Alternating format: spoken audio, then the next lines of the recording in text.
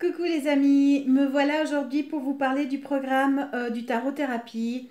Ce programme qui pour moi me tient à cœur, c'est un chemin, c'est le chemin des retrouvailles avec soi-même, c'est le chemin de l'ascension, mais de l'unité intérieure, de l'accomplissement intérieur, là où on s'est recontacté un espace intérieur divin pour après pouvoir le rayonner, pour l'exprimer, l'incarner dans ce monde de matière, pas ailleurs, ici. Et pour vous, pourquoi le tarot thérapie? C'est simplement que ça a été mon chemin, mon enseignement. En 2004, quand j'ai acheté le tarot, c'était ce jeu-là. Je ne sais pas pourquoi je l'ai acheté. Enfin, je ne savais pas à l'époque. Maintenant, je le sais. Vraiment, ma guidance, mon intuition me disait que je devais acheter un tarot. Alors, je savais que c'était pas pour la voyance parce que j'aime pas la voyance. Et les cartes me déplaisaient. Ces cartes me déplaisaient sans comprendre, sans savoir qu'en fin de compte, elles étaient le reflet de ma charge karmique, le reflet de qui j'étais, le reflet vibratoire. Parce que moi, je le percevais à travers le vibratoire. C'est mon sens de découverte du monde. C'est pas l'ouïe, c'est pas la vue, c'est pas l'odorat, c'est le vibratoire. Et c'était le vibratoire qu'il dégageait, c'était moi. Mais dans toutes les cartes du tarot, ici compris, c'était moi. Et ça, je ne l'avais pas compris. Et je l'ai découvert bien plus tard. Et en retrouvant l'aspect unifié du tarot, c'est aller vers l'accomplissement. C'est permettre l'accomplissement et permettre la réunion intérieure. Et c'est le chemin que je vous propose lors de ces 22 semaines. Avant de commencer à tout vous expliquer, enfin à vous parler un peu plus de moi, parce que je ne vais pas vous expliquer ce qui va se passer, je vais vous parler de moi, de mon expérience avec le tarot thérapie, de comment j'ai vécu les arcanes, comment elles se sont présentées à moi, qu'est-ce qui s'est passé pour moi. Et vous verrez, chacune des arcanes se sont présentées à moi, sauf une. Alors je pense pas qu'on va avoir le temps, ça va prendre trop de temps, de parler de chaque arcane, mais des principales, pour vous montrer comment ça fonctionne. Comment on arrive à faire cette transformation intérieure. Et vous n'êtes pas obligé de vivre les expériences comme moi je les ai vécues.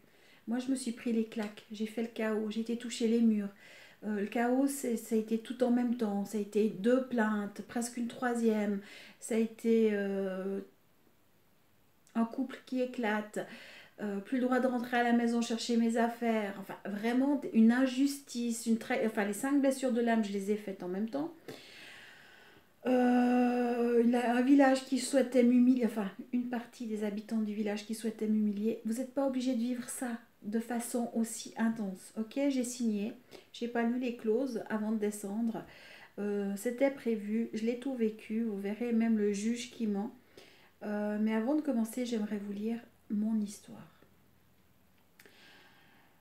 Le tarot, non, c'est pas le tarot, est une école des mystères. Ça, je vous le dirai plus tard et vous allez le découvrir.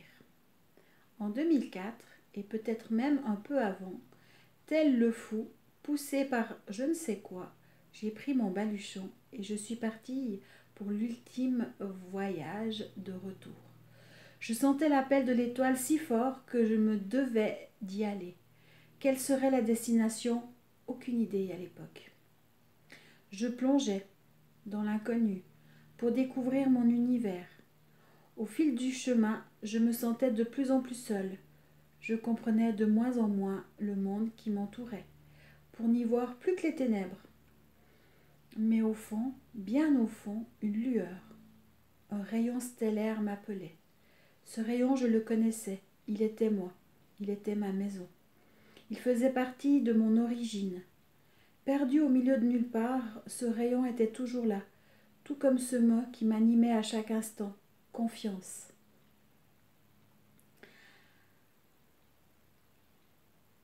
Une part de moi se sentait protégée.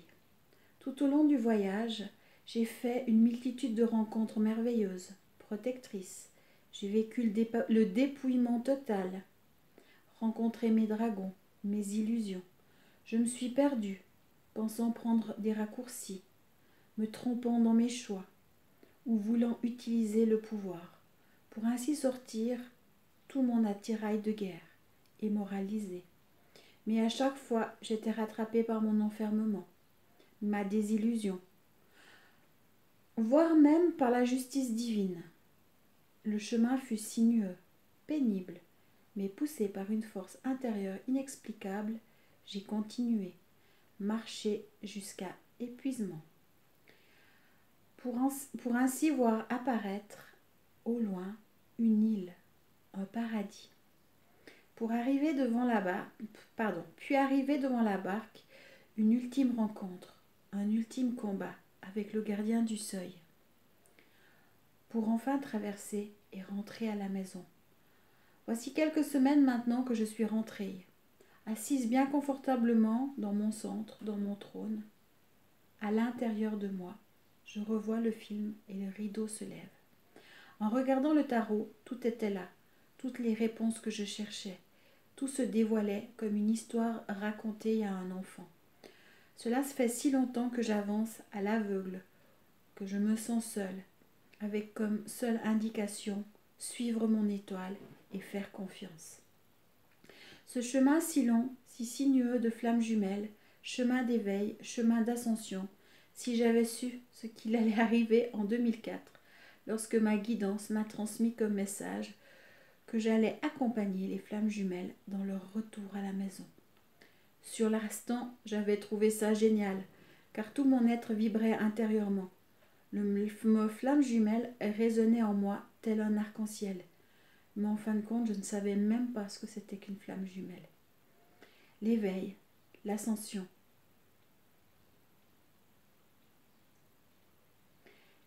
Et moi, j'ai dit oui, ok. Bon, j'avais pas lu les petites clauses écrites en tout petit, je crois. Bon, trêve de plaisanterie. Pour rien au monde, je ne reviendrai en arrière. Car malgré les difficultés, la sensation de mourir et le fait de bouffer la poussière, comme je dis tout le temps, un tel changement est apparu en moi. Après une traversée des enfers, me voilà enfin chez moi, à la maison, au sein même de mon étoile. Quel chemin parcouru, des milliers de kilomètres, non, des trillions, avec comme indication sur ma carte au trésor, suivre l'étoile et confiance. Voilà ce que je vous propose, mais je vous propose de faire ce chemin sans vous prendre les baffes, en allant visiter qui vous êtes, en allant vous nettoyer de vos charges mémorielles, traverser ce voile, traverser la rivière pour revenir à votre paradis, votre célestine ou votre céleste intérieur, votre Agartha, votre point de départ, avant la séparation originelle, qui vous étiez. Ça existe, simplement qu'on a oublié, qu'on a enfermé dans un sarcophage où on a enveloppé avec plein de papiers cadeaux autour, mais des tonnes et des tonnes et des tonnes qu'on doit enlever. Mais ça existe en vous, pas ailleurs. C'est en moi, pas ailleurs. Aujourd'hui, j'ai comme un, comment vous dire, comme un fluide intérieur, comme un nectar, pas un fluide, un nectar qui coule en moi. Souvent, on parle de cette troisième énergie. Un nectar qui coule en moi, qui me nourrit, qui me délecte à chaque instant.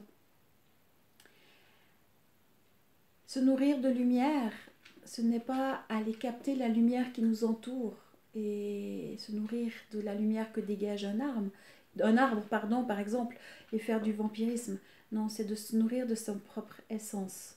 Alors oui, pour des raisons sociales, ça m'arrive de manger, mais de moins en moins.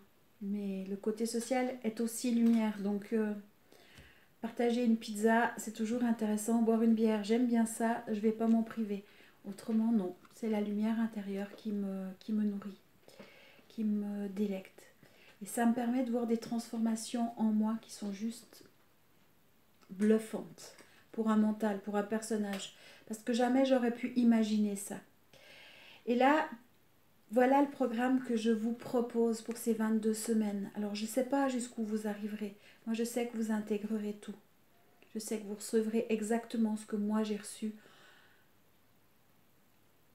comme message, comme information, comme enseignement, en le vivant, en recevant les baffes.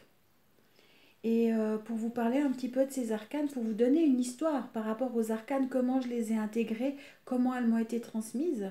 Alors l'étoile, vous l'avez comprise, c'est elle qui m'a enseigné en 2004, qui m'a appris à suivre ce chemin intérieur. L'arcane de l'étoile du tarot de Marseille, cette femme qui regarde en bas, qui verse son eau, qui ne voit même pas et qui ne sait peut-être même pas que l'étoile est sur sa tête. Au cours du chemin, vous allez découvrir que l'étoile est en vous et pas ailleurs. Mais aujourd'hui, je dirais que c'est un peu le reflet de la plupart des humains sur Terre qui ne savent pas que leur étoile est là, en eux, qu'elle est là, qu'elle existe, qu'elle est là pour guider. C'est l'étoile du berger pour permettre de retrouver cet état christique. Pas christique dans un sens religion, Jésus, non, non. État christique dans un sens accomplissement, ascension, unité. Et c'est l'étoile qui va nous mener. Avant, vous m'avez entendu parler des flammes jumelles. Et pour moi, je vais faire une petite aparté. Nous sommes tous des flammes jumelles. C'est pour ça que j'en parle de moins en moins avec le terme flamme jumelle, parce que nous sommes tous. Pour moi, une flamme jumelle, c'est simplement une personne qui est appelée à faire son chemin d'ascension, son chemin d'accomplissement. Et souvent, pour pas dire dans la plupart des temps, je suis en train de chercher le mât, il est là. Quand on est dans ce cheminement et puis qu'on se découvre flamme jumelle, pour moi, flamme jumelle, c'est déjà juste activer les deux flammes, équilibrer le masculin, le féminin, pour pouvoir justement se nourrir de cette troisième énergie, de ce nectar intérieur, de l'amour, du pur amour. C'est tout. Et ça se passe à l'intérieur de nous. Ça peut se vivre à travers un couple, mais pour la plupart des personnes qui pensent avoir rencontré leur flamme jumelle actuellement, l'autre est juste un révélateur de leur karma, de leur charge mémorielle, et n'est rien d'autre que le jumeau karmique. Il n'est pas la flamme jumelle. Pour que la flamme jumelle puisse être rencontrée, le voile de l'oubli doit être dissous, le travail doit être effectué, car avant cela, ce n'est pas possible de rencontrer sa flamme jumelle. Cela permet, de laisser de côté le terme et dire « je me concentre sur moi, je fais mon chemin intérieur » pour aller me retrouver. Et je commencerai par le mât, ce mât qui est ce voyageur. Le voyageur qui prend son baluchon, ça peut être le fou, ça peut être le marginal. Le voyageur va visiter dans le tarot-thérapie chacune des arcanes, les 21 arcanes, puisque ça c'est le point zéro, c'est le départ. C'est quand on prend la décision d'aller à l'intérieur de soi et de visiter, de fuir ou de se libérer d'un état pour aller vers un autre. C'est aussi pour les flammes jumelles, comme perçu actuellement, c'est le runner, celui qui fuit un état. Et il est dans l'expression ou dans l'intégration que vous allez découvrir justement du mât, vous allez découvrir votre partie fuyante. Cette part de vous-même que vous fuyez. Ce petit vous qui vous fuit, qui fuit l'amour. C'est aussi celui qui doit aller, qui ressent un appel, qui ne sait pas où il va, mais il va vers l'étoile et il suit l'étoile. Personnellement, là je vous ai parlé du jumeau karmique, de la flamme jumelle, je pense que ça va en ébranler quelques-uns. C'est pas grave, mais la personne que j'avais identifiée étant comme ma flamme jumelle primordiale, qui est aujourd'hui je dirais mon jumeau karmique, qui a joué parfaitement bien le jeu. Mais c'était une harmonie parfaite dans la séparation, dans le chaos, dans tout ce qui a été entraîné. Ça a été parfait. Et dans sa fuite, dans son égocentrisme, dans ses illusions, dans ses délires, il me montrait mes propres délires. Il me montrait mes propres fuites. Mais je les identifiais à l'extérieur, chez l'autre.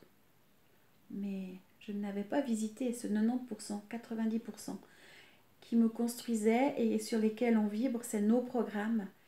Et simplement, il me les montrait. Et ça, c'est le rôle d'humain. Et avec le main, on va aller visiter les arcanes. Et pour vous en parler, présenter que quelques-unes, je vais vous parler... Ah tiens, du... Oh, une moto. La justice. L'arcane de la justice. Magnifique arcane, magnifique message. Et si vous utilisez déjà le mot justice, la justice is à la juste place. Et comment voulez-vous que la justice s'active en vous si vous croyez que la justice n'existe pas, ou que la justice n'est que pour les riches, ou que la justice, je ne sais quoi, toutes les croyances qu'on pourrait avoir par rapport à la justice.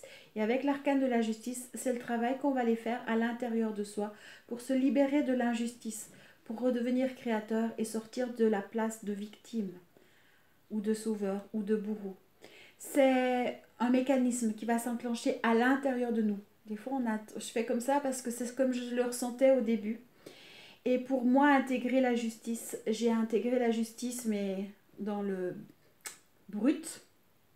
J'ai eu 2 plaintes mensongères, enfin non, abusives, contre moi, presque 3, où une entreprise de mon village, un président de commune, pour se défendre d'un texte que j'avais écrit et envoyé, un texte co-signé par 39 autres personnes, mais que j'avais envoyé à des hommes politiques, à la presse, enfin un peu partout, et qui posait des questions face à ce qui s'était passé dans le passé, au niveau pollution, au niveau environnement. Et je soulevais le fait d'une personne empoisonnée au mercure. Et on voulait avoir des réponses si ça pouvait avoir un lien ou pas. C'était simplement une inquiétude citoyenne. Cela a fait que ces personnes, pour se défendre, ont posé une plainte pour diffamation et calomnie. L'administration communale a essayé de me dénoncer au procureur comme quoi j'avais fait peur à la population en parlant du mercure. Et une 3e plainte qui a fait un paix dans l'eau bien plus tard pour maltraitance sur mes animaux. Mais ça a fait un paix dans l'eau parce que c'était vraiment trop gros. Et le travail avait été fait à l'intérieur de moi, mais ça avait été l'examen ultime. L'examen ultime. Et pendant tout le parcours où j'intégrais la justice, où je recevais ces enseignements, où je recherchais le positionnement unifié de la justice à l'intérieur de moi, je voyais que les réponses du procureur qui nous parvenaient allaient toujours dans notre sens. Et au moment même où j'ai intégré totalement la justice, leur plainte a été rejetée du tribunal cantonal. Parce que ça avait été déjà rejeté du tribunal de région, de district, et ils avaient fait un recours et ça a été de nouveau rejeté. Donc pour vous dire que ça s'est matérialisé dans la matière. C'est comme ça que j'ai tout vécu, chacune des arcanes. Maintenant, si on prend une autre arcane, je ne veux pas faire trop long. Le jugement, qui va avec la justice. Comment je l'ai vécu? Le juge qui ment. Jugement. Donc, j'ai eu le droit à un juge de commune qui a voulu mener une enquête, soi-disant, envoyée par le président de commune, que je montrais du doigt, qui est arrivé à la maison sans mandat avec 2 agentes de police pour obtenir des informations. Déjà, les agentes de police, quand elles sont arrivées, elles ont été surprises que je dise « mais vous n'avez pas de mandat, vous n'avez pas le droit d'être là, vous n'êtes pas du tout accrédité à faire ce travail-là, ça ne vous concerne pas, surtout un petit juge de commune ». Et déjà là, le mensonge du juge vis-à-vis des agentes de police. Mais après, je les ai fait rentrer quand même parce qu'on est dans un village et je suis polie. Enfin, je pensais que c'était ça que je devais le faire. On a discuté de ça, il a tiré un rapport qu'il n'avait pas le droit de faire et il a osé mentir dans son rapport qui a été envoyé au procureur dans un but de me détruire. Là aussi, bon, bah, j'avais enregistré la conversation, donc dommage pour lui. J'ai pu tout reprendre. Maintenant, ce juge qui ment m'a appris et m'a montré. Quand j'ai dû faire le travail, j'ai pu aller voir mes propres mensonges, mes propres manipulations, mon manque de discernement. Parce que le jugement est là pour nous apprendre le discernement, discerner le mensonge, pour nous faire sortir aussi de cette croyance du jugement dernier, de notre culpabilité, de nous montrer dans le distorsionné le fardeau qu'on porte face au jugement dernier, face à la peur du regard des autres, face au jugement, face au mensonge, face au système, etc., etc. Et ça, on va aller redonner un positionnement intérieur dans l'unité pour devenir et intégrer et observer dorénavant le discernement. Autre arcane, la mort. Alors la mort, même chose. Chaque instant étant une mort. La mort, je la vivais bien, dans le sens où en 2003, mon papa est décédé. Du coup, pour moi, c'était un passage. Il n'y avait pas trop ce truc de séparation. Par contre, ce que j'avais oublié, c'est de découvrir que mon corps, mon personnage avait peur de mourir. Mon ego avait peur de mourir. Et qu'en fin de compte, quand on a peur de mourir et qu'on se raccroche totalement à la vie, dans ce qu'on croit être la vie, parce que c'est encore une illusion, et qu'on empêche le processus et la mort de s'activer en nous, qu'on est en paix avec cet arcane, avec cette faucheuse comme elle est appelée, mais je sais qu'elle fait peur, la mort, et que tant qu'on n'est pas en paix, on ne permet pas au processus de transformation de se faire. Parce que la transformation peut se faire d'une fois qu'on appuie sur stop, et le stop, c'est la mort. On appuie sur stop, on se décharge de nos charges mémorielles pour après partir plus léger, pour être toujours un petit peu proche de nous-mêmes, au-delà de nos masques et de nos illusions. De quel arcane je pourrais encore vous parler? Ah oui, la papesse. Parlons un peu de la papesse. La papesse, je l'ai rencontrée, je l'ai intégrée, c'est une femme qui me l'a enseignée, mais aussi dans le brut. Je regarde quelle heure c'est parce que je ne veux pas faire trop long. Le but n'étant pas de vous saouler, de vous éterniser, mais de vous donner une petite idée. Et la papesse, c'était vraiment au niveau brut. Lors d'une assemblée politique, toujours reliée à mes écrits, j'ai 180 personnes à peu près dans la salle, une femme,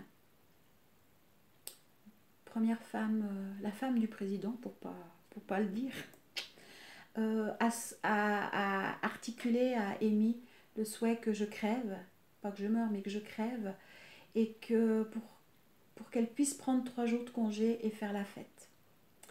Donc oui, c'est des claques, oui, ça fait mal quand tu vois qu'il n'y a personne qui réagit dans la salle, que ça entraîne d'autres affirmations, donc faut tuer la bête, faut tuer la chose, quelle bécasse. Quoique bécasse, c'est peut-être joli, les bécasses, c'est une jolie poule, un animal, tout, c'est joli, mais je ne sais pas si c'était dans le sens positif. Mais ça m'a permis, elle m'a permis de découvrir qu'elle avait le droit de penser ça. C'est son droit. Par contre, moi, je n'ai pas à prendre l'information. Je n'ai pas à accepter cette information. Que par ma magie intérieure,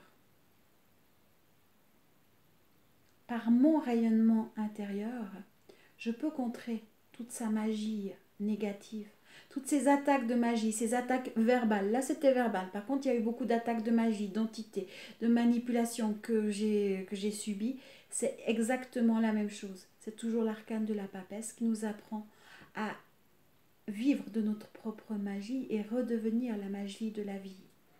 Pour contrer justement cette magie noire, cette magie manipulatrice.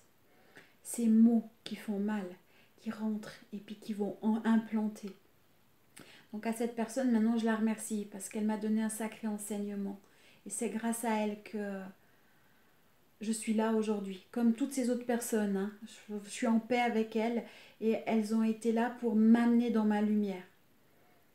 Aujourd'hui, elles vivent ce qu'elles ont à vivre. ça ne me regarde pas, mais grâce à elles, moi je suis en paix, je suis bien, je suis heureuse et je suis en paix avec ce qu'elles m'ont fait, ce qu'elles ont dit, parce que je leur donne le droit de le faire. Parce que je suis créatrice et si je l'ai vécu, c'est parce que je vibrais cette information, je vibrais ce karma. À cette assemblée politique avec la papesse, on se serait cru 200 ans en arrière. Je pense que j'aurais pu être pendue ou brûlée vive sur un bûcher. C'était la même chose. Simplement on était en 2015, 2016 à l'époque, 2015. Et que ben, les manières, ça a changé. Nous avons soi-disant évolué. Mais en fin de compte, c'était identique. Et karmiquement parlant, j'étais en train de dissoudre un karma. Je revivais un karma, je revivais une mémoire liée à Avalon, entre autres. Mais pas seulement, que je vibrais. Et du coup, ces informations, j'ai pu dissoudre, j'ai pu faire le nettoyage pour maintenant vibrer ma propre magie. Pour terminer, j'aimerais vous parler de cette dernière arcane, la tempérance, pour vous dire ne faites pas comme moi. C'est la seule arcane quand j'ai écrit sur les arcanes, quand j'ai écrit mon livre, qui n'est pas édité mais qui va se le faire prochainement, une fois, que je ne connaissais pas, c'était la tempérance. J'ai tout vécu dans le brut, j'ai tout vécu dans ma chair, dans la matière. Par contre, la tempérance, la douceur, prendre soin de soi, faire une pause, je ne connaissais pas. Et quand j'ai tiré l'arcane de la tempérance en disant moi je vais écrire celle-là, je fais alors là il y a un problème. Je vais devoir l'intégrer, je vais devoir la rencontrer, je vais devoir la découvrir. Et j'ai appelé l'arcane de la tempérance pour qu'elle vienne m'enseigner parce que je ne la connaissais pas. Et avec le parcours du tarot-thérapie, c'est ce qu'on vous invite à faire, c'est à faire preuve de douceur avec vous-même au lieu d'éviter de prendre des coups, de devoir vivre vos mémoires. Prenez le temps de faire le nettoyage intérieur. Visitez-vous intérieurement et faites la transformation comme des artisans, comme des jardiniers, j'ai envie de dire. Ça vous permettra de le faire en douceur, avec respect de vous-même, dans la joie, enfin, dans la bienveillance. Voilà le mot que je cherchais. Donc voilà, un petit échantillon de ce qu'est le tarot-thérapie. Moi, je me réjouis vraiment de partager ça avec vous, de partager aussi de mes expériences pour chacune des arcanes. C'est vraiment quelque chose de riche qui nous amène dans notre complétude pour nous libérer de ce voile de l'illusion et redevenir qui nous sommes vraiment, ce que nous avons à vibrer dans notre essence d'origine.